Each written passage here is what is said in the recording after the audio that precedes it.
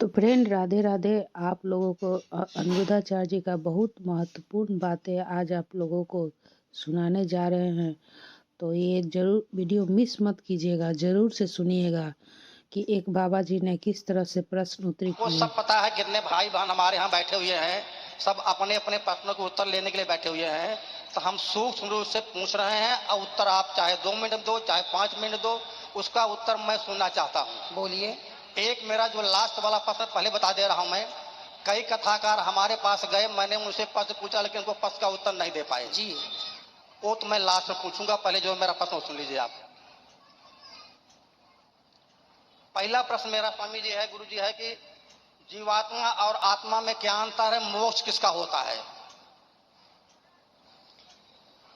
जीवात्मा और आत्मा दोनों पर्याय हैं। ठीक लिखा है गोस्वामी तुलसीदास जी ने, ईश्वर अंश जीव अविनाशी। तो यहाँ गोस्वामी तुलसीदास जी ने आत्मा को जीव अविनाशी जीवात्मा कहा है। जीव और आत्मा ये दोनों एक ही हैं, दो नहीं है, पर्यायवाची हैं। चाहे जीव कह लीजिए चाहे जीवात्मा कह लीजिए। ठीक जी। मोक्ष किसका होता है? मोक्ष जो होता है, मोक्ष का अधिकारी है मन। माया मरी न मन मरा, मर मर गया शरीर, आशा तृष्णा ना मरी, कह गए दास कबीर। तो जो हमारा मन है वही मोक्ष का अधिकारी, क्योंकि आत्मा तो मोक्ष से और जन्म मृत्यु सबसे परे है। तो जो मन है, कहते हैं ना सब मर गया, शरीर बूढ़ा हो गया, मन बुढ़ा नहीं हुआ। ठीक। तो मन को ही सारा सुख दुख मिलना है। ठीक। स्वामी दूसरा प्रश्न मेरा है, मरने के बाद अपने कर्मानुसार, जैसा आप बता चुके हैं, जीव अन्य योनियों में चला जाता है। ठीक है। तो मेरे फिर पितर कैसे होते हैं? पितर ऐसे होते हैं कि जब हमारे पिता के पिता के पिता जो भी आज धरती पर नहीं है, वो जब यहाँ से मरकर जाते हैं तो सीधा पहले पितृलोक जाते हैं। वहां जाने के बाद, जैसे हमने बताया, 13 होने के बाद यमराज जी निर्णय लेते हैं कि अब आप पाप या पुण्य के अनुसार अब कहाँ जाएंगे, स्वर्ग जाएंगे, नरक जाएंगे या अन्य तमाम योनियों में जाएंगे। तो कुछ लोग तो अपने कर्मों के बस किसी भी योनि में चले गए। माना कि हमारे दादाजी परदादा जो भी हैं, कोई शेर बन गया, शेर कर्मों के अनुसार। अब हमने उनके नाम से यहाँ पिंडदान दिया, गया जी में तर्पण किया, जहां भी किया, तो हुआ क्या, वो शेर की योनि में जहां है, यदि उन्हें कोई कष्ट है, भूखे मर रहे हैं या कोई कष्ट तकलीफ है, तो ये पिंडदान का पुण्य उनको उस योनि में प्राप्त होगा जहां वो है। किसी भी योनि, बंदर से लेकर चींटी से लेकर हाथी तक जहां है वो उन्हें, यदि वो मनुष्य बने हैं तो मनुष्य की योनि में उनको प्राप्त हो जाएगा, जहां है वहां मिलेगा। ठीक है। परंतु कुछ लोग ऐसे होते हैं, ट्रेन लेट होने से हमें स्टेशनों में एक वेटिंग रूम बनाया जाता है, वेटिंग हॉल बनाया जाता है, जहां ट्रेन लेट हो गई तो आप वेट कर सकते हैं। उसी प्रकार किसी व्यक्ति, हमारे पिता के पिता, किसी के पाप पुण्य का कोई निर्णय किसी कारण ना हो पाए तो वो पितृलोक में होते हैं, और हम यहाँ से यदि उनके लिए कुछ करते हैं तो उनका उद्धार हो जाता है। जैसे कुछ दिनों के लिए ईश्वर ने ये विधान भी रखा है, नचिकेता को ये बात यमराज जी ने बताई है। नचिकेता के संवाद में ये सब कुछ स्पष्ट है कि हमारे जाने के बाद ये जरूरी नहीं है कि मरने के तुरंत बाद हमारा पुनर्जन्म हो जाएगा, कहीं भी जरूरी नहीं है। हो सकता है 2 साल तक ना हो सकता है 10 साल तक ना हो, और हो सकता है 100 साल तक हम वेटिंग रूम में इंतजार करें अपने नंबर का। तो उन दिनों यदि हमारे पुत्र कोई तर्पण पिंड दान करता है तो वो हमें प्लस होके, जैसे बच्चे को 33 नंबर में पास होना है, परंतु 31 नंबर आए हैं तो मास्टर जी अपनी तरफ से 2 नंबर दे देते हैं और ग्रेस लगा के पास कर देते हैं। उसी तरह मेरा जरा सा कोई पुण्य रह गया तो उस पुण्य के कारण मुझे वेटिंग रूम में डाल दिया जाएगा कि आपके बच्चे यदि आपके लिए कोई पुण्य करते हैं तो वो पुण्य मिला के फिर आपका मोक्ष या स्वर्ग की प्राप्ति करा दी जाएगी। तो उस इंतजार में हम पितृलोक में रहते हैं। हम बच्चों को कहते हैं पुण्य करो, हमारे नाम से कुछ करो। जब नहीं करते तो वही पितृ फिर नाराज होके उन पर फिर गलत प्रभाव छोड़ने लगते हैं, उसी को पितृ दोष कहते हैं। अगर कोई वेटिंग लिस्ट में ना हुआ हो तो फिर बता चुका मैं कि वो शेर बन गया होगा तो उसको तो रूप में प्राप्त हो जाएगा वो। तो उसके निमित्त भागवत कथा सुनने से क्या फल मिलेगा? फिर किसको? भागवत कथा जो पोथी बैठा सुनते हैं, क्या आपने देखिए, होता क्या है कि आपका कोई अपना आदमी अमेरिका में है, और आपने उसके खाते में पैसे डाल दिए, तो उसके खाते में तुरंत पहुंच गया कि नहीं? अब वो उस पैसे से शराब पी ले या दूध पी ले या रोटी खा ले या मांस खा ले, आपने तो पैसे भेज दिए, अब वो उसका उपयोग अपने ढंग से करेगा। उसी प्रकार हमने तो पुण्य कर दिया अपने पूर्वजों के लिए, अब वो शेर बने हैं तो उनको मांस मिल जाएगा, गाय बने हैं तो चारा मिल जाएगा, इंसान बने हैं तो 56 भोग मिल जाएगा।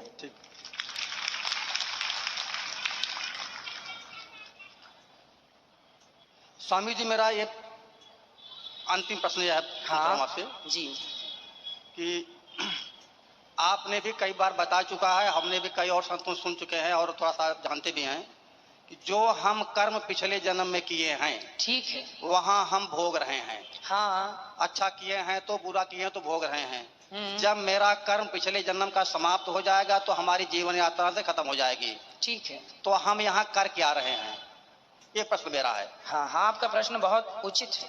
ये मैं कर क्या रहा हूँ? हम मारा जा रहा हूँ तो जब मारा गया, दशरथ जी को ऐसा कर मिला तो एकदम कर मिला, तो हम यहाँ पर कर क्या रहे हैं, ये प्रश्न मेरा है। ये देखो, इसका नाम ही है कर्म भूमि, है ना, जिसे हम मृत्यु लोक कहते हैं, इसे कर्म भूमि भी कहा जाता है। कुल मिला के हमने जो पिछले जन्म में किया, अच्छा या बुरा, वो तो हम आज पा रहे हैं। इसीलिए आज आपने देखा होगा सबकी स्थितियां अलग अलग है। हाँ। कोई अमीर है, कोई गरीब है, कोई 2-2 रोटी को मोहताज है, कोई 56 भोग खा रहा है। तो ये क्यों हो रहा है? ये पिछले जन्म में आपने जो किया था। एक आदमी चावल ही चावल खा रहा है, तो किसी ने कहा रोटी भी तो खा, बोले चावल की खेती अभी हुई है सो घर में चावल है, चावल खा रहा हूँ, गेहूं बो दिया है, जब गेहूं कटेगा तो रोटियां खाऊंगा। तो जो कल किया था वो आज पा रहे हैं, जो आज करेंगे वो आगे पाएंगे। को ना काहू को सुख दुख कर दाता, निज कृत कर्म भोग सब भ्राता, ये लक्ष्मण जी कह रहे हैं। कोई व्यक्ति किसी को जरा सा सुख नहीं देता, जरा सा दुख नहीं देता, प्रत्येक व्यक्ति अपने किए कर्मों का फल भोगता है। यहाँ तक कि राम जी को भी अपने कर्मों के कारण राम बन के आना पड़ा, सीता के पीछे घूमना पड़ा, सीता सीता। नारद जी ने श्राप दिया था, उस श्राप के कारण राम जी को आना पड़ा और सीता की खोज करनी पड़ी, और हनुमान जी का भी सहारा लेना पड़ा, क्योंकि श्राप था। सीता माँ को भी वनवास हुआ इसलिए कि उनको भी श्राप था। एक तोती ने श्राप दिया, पद्म पुराण में कथा है कि सीता जी ने एक तोती को पिंजरे में बंद कर लिया, तो तोती तड़प तड़प के मर गई। चूंकि वो गर्भवती थी, कहा था छोड़ दो, सीता जी ने कहा तुम अच्छी कथा सुनाती हो, सुनाती रहो। तड़प तड़प के मर गई। तोते ने श्राप दे दिया, बद्दुआएं कि जाओ, जैसे हमारी पत्नी को गर्भ अवस्था में आपने हमसे दूर किया, जब आप गर्भवती होंगी तो आपके पति दूर कर देंगे। ये घटना पद्म पुराण में लिखी है। तो सीता जी को भी कर्मों का फल भोगना पड़ा, जो पिछला किया था आज मिल गया। तो कुछ कर्म ऐसे होते हैं जो आज के आज ही हमें मिल जाते हैं हाथों हाथ, कुछ पिछले जन्म का आज, आज का कल। अब आप कहेंगे तो ये चक्कर चलता रहेगा? हाँ, तब तक चलेगा। कब तक? कबीरदास जी कह रहे हैं, चलती चक्की देख कर दिया कबीरा रोए, दो पाटन के बीच में साबुत बचा ना कोई। पुनरपि, आद्य शंकराचार्य जी कह रहे हैं, पुनरपि जननम पुनरपि मरणम पुनरपि जननी जठरे शयनम। ये जन्म मृत्यु चल रहा, सब पिस रहे हैं।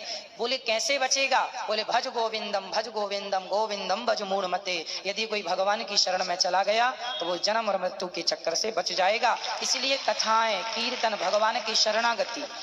जब कबीरदास जी रोने लगे, चलती चक्की देखकर दिया कबीरा रोए, रोने लगे, तो उनके पुत्र ने पूछा, कमाल, कबीरदास जी के पुत्र का नाम था कमाल, पिताजी आप क्यों रो रहे हैं? पिता ने कहा, बेटा सब लोग जन्म लेके मर रहे हैं, सब अपना भोग भोग रहे हैं, कैसे इनका उद्धार होगा? तब कमाल ने कहा, चलती चक्की चलने दे, पिस पिस आटा होए, कीले माही जो रहे, बाल न बांका होए। वो चक्की में कील होती ना बीच में, उस एक में पहिया दूसरा फंसा रहता है, उस एक के पास जो गेहूं चला जाता है, कितना भी चले चक्की, वो दाना नहीं पिसता जो एक के पास होता है। उसी प्रकार जो एक परमात्मा की शरण में रहेगा वो जन्म मृत्यु के चक्कर से छूट जाएगा, सदा भगवान के धाम को चला जाएगा।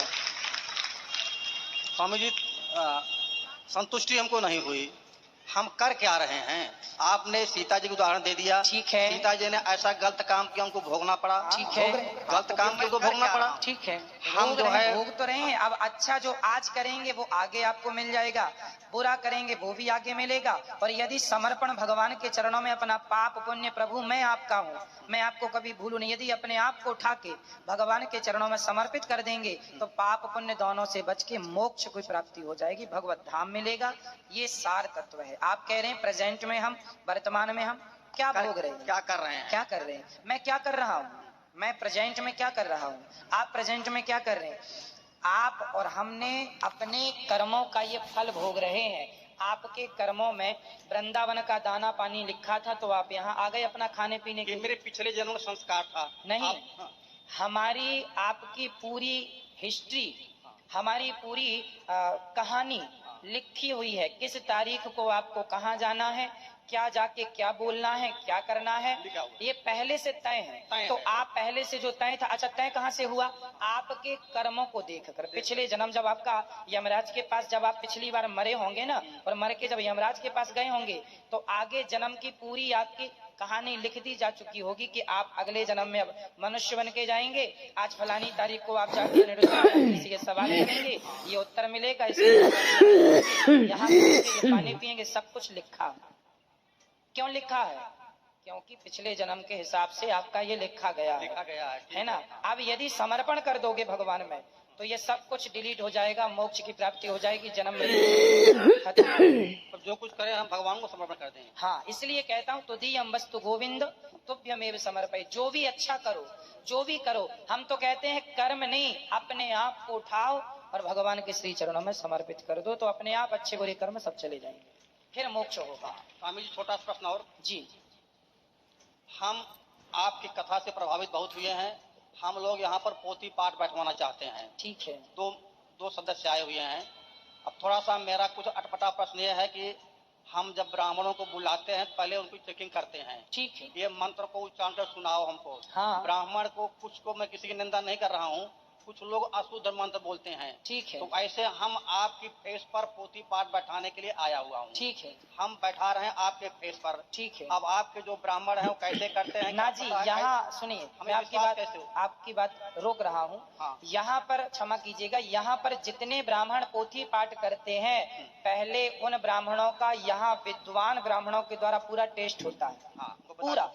आप यहाँ देखेंगे कथा होने के 3 दिन पहले से ब्राह्मणों का परीक्षण चालू होता है। सभी ब्राह्मणों से संध्या पूछी जाती है, संकल्प पूछा जाता है और भागवत जी पूछी जाती है। ये वाला श्लोक सुनाइए, ये वाला पूरा शुरू से अंत तक कोई भी पन्ना खोल के दिया जा सकता, कोई भी श्लोक। पर ब्राह्मण जितने यहाँ बैठे हैं आप भी आ जाइएगा, और यहाँ 200-300 जो भी ब्राह्मण बैठे हैं आप किसी को भी खड़ा कर लीजिएगा। वो बिल्कुल धारा प्रवाह पाठ करने वाले हैं तो ही यहाँ बैठते हैं। यहाँ 1000 ब्राह्मण आते हैं नाम लिखाने, उन 1000 में केवल 200-250 ब्राह्मणों का नाम लिखा जाता है, क्योंकि बाकी लोग उस योग्य नहीं होते। जो योग्य हैं, जो पढ़ सकते हैं, जो कर सकते हैं, आप लोग विश्वास करते हैं इस फेस पर, तो ये हमारी परम जिम्मेदारी है कि हम आप लोगों का विशेष ध्यान रखें और आपकी भावनाओं को ठेस ना लगे, इसका पूरा ख्याल रखें। तो दोस्तों, कितना सुंदर ज्ञान की बातें हम लोग को जानकारी मिली। तो कैसा वीडियो लगा?